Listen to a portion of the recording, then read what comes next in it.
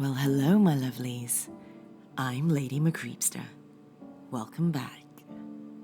Christmas is just around the corner, and it seems like things are heating up in the Rogers household. So I thought we'd go back and check in on them. So come now, lean in closer, and we'll begin.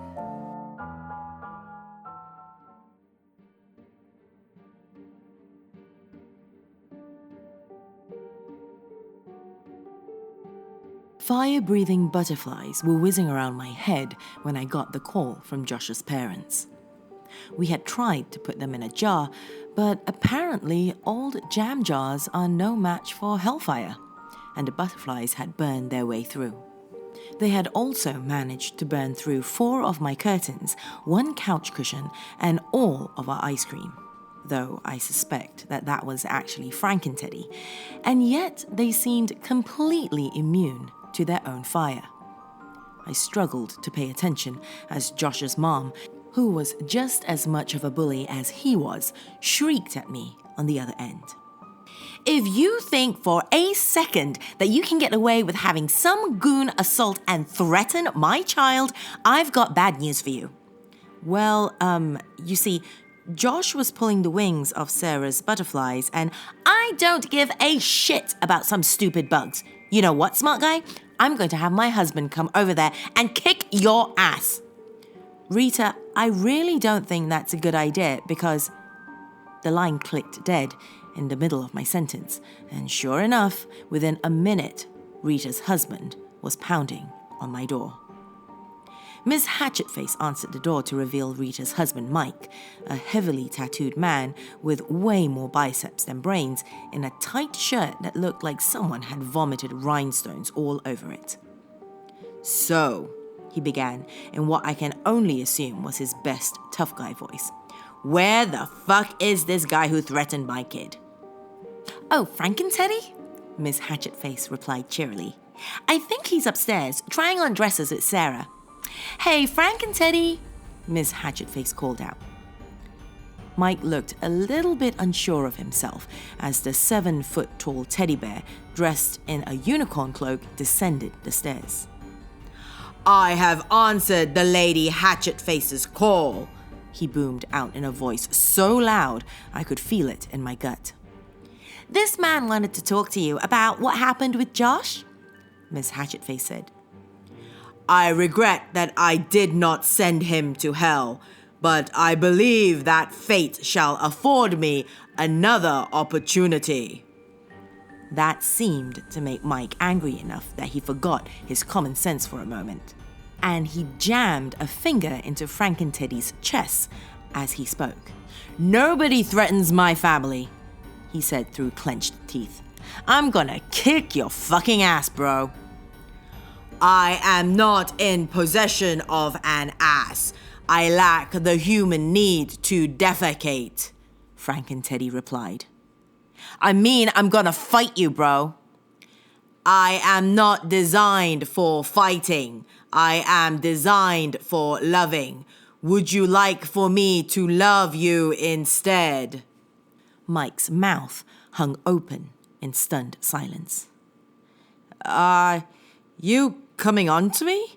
He asked, his voice much smaller this time. You know what? He cleared his throat. I don't need this. I'm just gonna go call the cops. I'll see you in hell, buddy. If that is what you wish, Frankenteddy replied, and before I knew what was happening, there was a black and purple swirl of flames around the 2 of them, and they disappeared.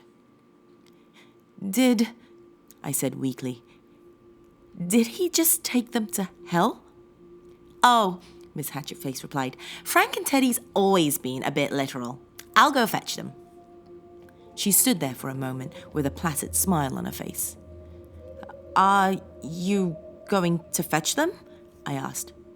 Oh, right now? Sure, okay, why not? With that, Miss Hatchetface disappeared in a puff of purple flames and smoke. My head began to feel warm on one side, and I wondered for a moment if I was having a stroke. Then I caught a glimpse of myself in a picture frame. My head was on fire.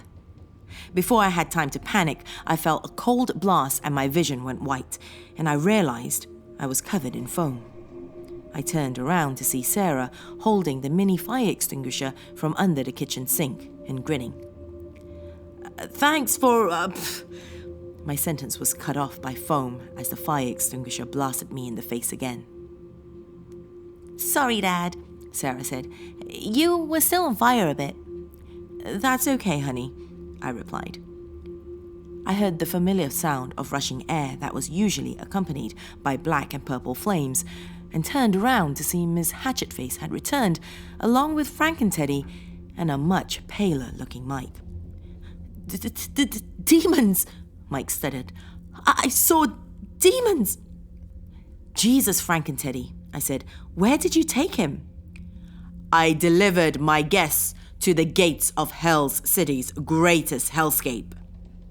You, what now? The hellscapes are like Hell's theme parks, Ms. Hatchetface explained. Oh, that doesn't sound so bad, I said. Well, not for the demons, no, she said. But for the damned souls, it's more like a themed arena of torture. Oh, I said. I do not understand why the human did not enjoy his trip. There were snow cones. But they were made of human blood, Miss Hatchetface said. But they were O positive, the most delicious kind of human blood. Miss Hatchetface's tail twitched as she giggled. Well, I trailed off. Is there any way we could maybe make sure he doesn't remember what happened? I believe I can be of assistance, Frank and Teddy replied, and before I could stop him, he had used his enormous paw to bash Mike over the back of the head. Mike immediately fell over, either unconscious or dead. I have seen this technique employed in the black squares you refer to as Teddyvision. You mean television? What is a telly? It's short for telecommuni... You know what? Never mind. Very well. So, what should we do with him? I said, staring at Mike's unconscious form drooling onto my carpet. Lady Hatchetface has informed me that humans do not eat other humans. I have no other suggestions, Frank and Teddy replied. Just then, an ear-splitting scream filled the air, and I saw our neighbor Rita standing in the doorway, hands on either side of her face and pale as snow. What did you people do to my husband? She wailed, throwing herself on the ground and slapping Mike's face hysterically in what I can only assume was an attempt to wake him. She must not have quite believed him when he said he was okay, because she slapped him a few more times just to make sure. When she was done making sure he was still alive, she looked up at all of us. Her eyes were bulging out of their sockets as she pointed a shaking finger at me. You, she said, her face so red that she made the pink-skinned Miss Hatchet look like an albino. I've already called the cops on you freaks. You're all going to jail for a very long time. As if on cue, a police cruiser rolled to a slow stop in front of my house, and two officers made their way slowly towards my door. Which one of you is Rita? The tall, dark-haired officer asked. I am, Rita practically shouted as she jumped to her feet. And these, she said with venom in her voice, these are the freaks who attacked my husband and son. Miss Hatchetface grinned at the officers placidly as her tail snaked its way up her skirt until it was hidden from view. Are you the husband? The other officer asked, kneeling down on the ground next to Mike with a sympathetic expression on his face. Yes, Mike said. Officer, he whispered, these people aren't human. They're not? The officer asked, with a thin crease spreading across his brow. No. They took me to hell. I saw demons and monsters and... Okay, well, I've heard enough. The first officer cut him off, turning towards Rita. Lady, you know it's a crime to prank call 911, right? What? Rita's mouth flopped open like some sort of fish. You're acting like I'm in the wrong here. These people, these freaks, attacked my family. The dark-haired officer shook his head. Where I'm from, he said, we don't call people who look different from us freaks. You can either vacate the premises on your own accord, or you can vacate them in the back of my squad car. Rita's face took on a cartoonish expression of disbelief, but when she saw that the officer wasn't kidding, she grabbed Mike's arm and attempted to tug him to his feet. After an awkward moment of struggling, the two were stumbling their way back to their house. The first officer turned to Frank and Teddy and said sympathetically, My cousin has a growth hormone condition too. You just let me know if those people cause you any more trouble. He set his business card on the table next to the front door and motioned for his partner to leave. Oh, and I know it's none of my business, he said, turning to Miss Hatchetface, but you should get some aloe vera for that sunburn. Not that you, don't look beautiful. I just mean, I mean, you're very beautiful. And his partner loudly cleared his throat and patted the rambling officer on the back. Right, he said. Time to go. Of course, Miss Hatchetface giggled as she shut the door behind them. Well, that went better than I expected, I said. I mean, that really almost got out of hand. Indeed, Frank and Teddy replied. I was almost unable to purchase a souvenir for the Princess Sarah. Wait, what? I asked. Hooray, a souvenir! Sarah squealed. Frank and Teddy began rummaging around in his unicorn cloak, and I held my breath, dreading what he would pull out of it. I let out a long sigh of relief when he finally produced an ordinary-looking TV remote. What does it do? Sarah asked, tilting her head to the side. I don't think that's an appropriate gift for a child, Frank and Teddy, Miss Hatchetface said.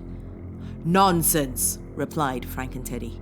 It is a child-friendly one. A child-friendly what? I asked. Miss Hatchetface plucked the remote out of Frank and Teddy's paw and began laughing to herself. Oh, I see, she said. In hell, the demons watch the punishments on a sort of reality TV, she explained, turning toward me. And they can select the punishment that they want to see with their TV remote controls. Wait, what? But this one's for child demons, she continued. Take a look. The remote was black plastic and looked like any other TV remote control you'd find at the store. Printed across the top in silver letters was the phrase, the remote of minor inconveniences. Instead of numbers and menu buttons, it was covered in buttons that said things like tickle, tinnitus, and unscratchable itch. At the center of the remote were two big purple plus and minus buttons that simply said intensity. I realized that Sarah was standing on her tiptoes behind me too late to stop her from snatching it out of my hand and smashing the tickle button as she pointed it at Frank and Teddy, who immediately erupted into roars of laughter. Ha ha ha ha! I find no humor in this situation, but I am unable to stop laughing. Ha ha ha ha! I was about to take the remote away when Miss Hatchetface caught my eye and smiled, and I forgot what I was doing. Why don't we leave them to it, Mr. Rogers? She said. I had a private matter I wanted to discuss with you. Private matter? I asked. Those glittering obsidian eyes were like bottomless pools of water, shimmering in the moonlight as they drew me in. Yes, she giggled. But let's keep it between us two. Maybe we could go somewhere more, discreet? Yes, discreet, I said. Great idea. She smiled as she reached out and grabbed my hand, leading me slowly across the room and up the stairs. She led me into the master bedroom and sat me down on the bed, closing and locking the door behind her before turning towards me. One corner of her mouth was raised into a smirk as she looked at me and said, "So, about that private matter."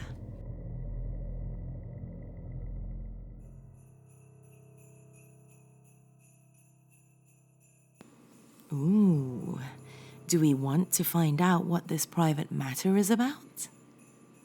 If you haven't already and want to listen to the first parts of this story, the links are in the description below. Be sure to hit that subscribe button and click on that bell icon to get every update of new videos I post. That's all I have for you this evening, my dears. But do come back soon.